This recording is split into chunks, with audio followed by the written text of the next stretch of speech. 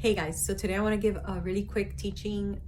Yesterday I was talking to Pastora Julieta and she gave me the story of Joseph, which we all know, right? I know it, I've read it in the word, I've taught on it, but I like the way that she described it. So I told her, look, I'm going to do a YouTube video and I'm going to say what you just said because I loved it. And what she was saying is that that the way that Joseph kept his fire burning was he knew the secret. And I was like, okay, so what's the secret? And she said the secret is that no matter what obstacles come your way, you don't let that you don't let it turn off your fire. You choose to obey God no matter what. You choose to forgive no matter how much hurt and pain. You choose to not sin no matter how much temptation. And she was like, so he knew the secret, because the Bible says in this world you will have many obstacles, tribulations, trials, etc. But do not fear, I have overcome the world. And sometimes when we're in God and we hear the word and we're like, yeah, no matter what we go through, we're going to be faithful, and we promise God and we make promises and we're saying, yeah, Lord, we're never going to look back. We're never going to go back. And then trials and tribulations and obstacles come, and then the enemy brings discouragement, and many people are quick to throw the towel and they start letting their fire slowly die out. So she was saying, like, look, what more pain than for your own family to betray you, to want to kill you.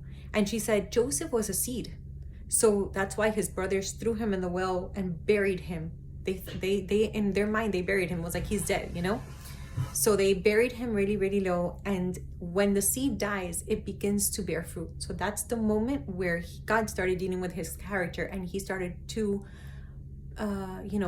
his character had to be matured. He had to learn how to mature from then on. And she said Joseph always bore fruit. That's why it talks about las tres tierras, porque algunas tierras no son fértiles, pero la tierra que produce 100%, esa es la tierra fértil. Y esa es la tierra de José. And then she was talking about how, when Joseph chose to forgive his brothers. Joseph chose not to sleep with Pharaoh's wife. Joseph would always choose God no matter what. And there was many times that he could have allowed bitterness to come into his heart, because Pastora says, y tú sabes, la yuca es el vegetal que no crece para arriba, pero crece para abajo. Y tiene muchos, like, cuando crece, it like grows in different packets. And then she was saying, like, that's how bitterness is. Bitterness grows, and it grows really ugly. And she goes, and that's what happens when we choose to not obey God and not forgive, and we hold on to the past. She goes, bitterness starts growing, and it's toxic to our bodies, and it's toxic to us, and our fire dies out completely, right? La raíz amargura. So she was like, and that's why with inner healing and deliverance, you always have to go to the root. You always have to bring the inner healing, so that then the demons will not want to stay, like they won't have anything to hold on to. They won't have that hook. And remember when Jesus told the enemy, you have nothing on me, there's no hook, right?